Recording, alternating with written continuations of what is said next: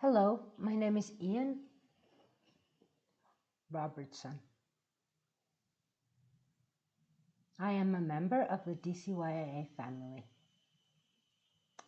Today, I would like to share a little bit about a special saint in our church. His name is Saint Thomas Aquinas.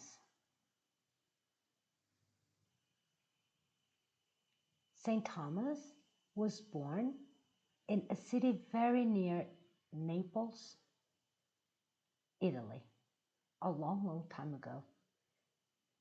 He was born in 1225. St. Thomas was born to a very wealthy family.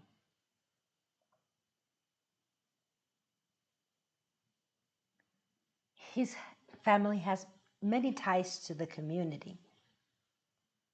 And when he was 5 years old, he went to school. People noticed that he was a very smart kid. He grew up, and he was about 19 when Thomas started feeling inside the call from God. And he called an order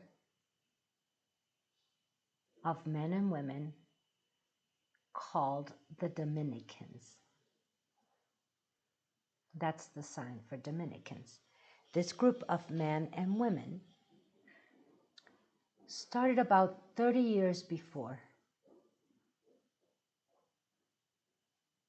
This group was started by a man called Saint Dominic. This order of religious men and women focused mainly on preaching, teaching about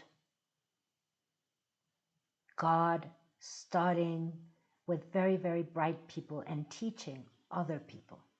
So St. Thomas joined that community. His family didn't want him to join.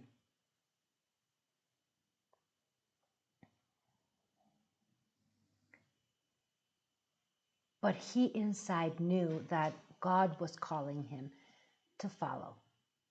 So he studied and studied and became a Dominican and started teaching at different universities in Italy and France, around Europe. And people saw how wise and smart he was. And St. Thomas started writing books in depth, writing about God and the faith and the sacraments and philosophy and theology. And up until today, many of his books are used in university to teach what we want to learn about St. Thomas and why is he important to us and his teachings for us today is the big hunger of getting close to God, the big hunger of having a relationship with God. Second, the sharing of faith with God and with everyone around us. That sharing of information and good news. He had a very strong faith and he shared it with family, with friends, with church. Many criticized him for what he was doing. But he continued to follow God's calling. Through prayer, through knowledge of faith and studying of faith, Thomas teaches us how he uses the gifts that God gave him, his skills, his preaching of Jesus in the world. And for us too, it's the same.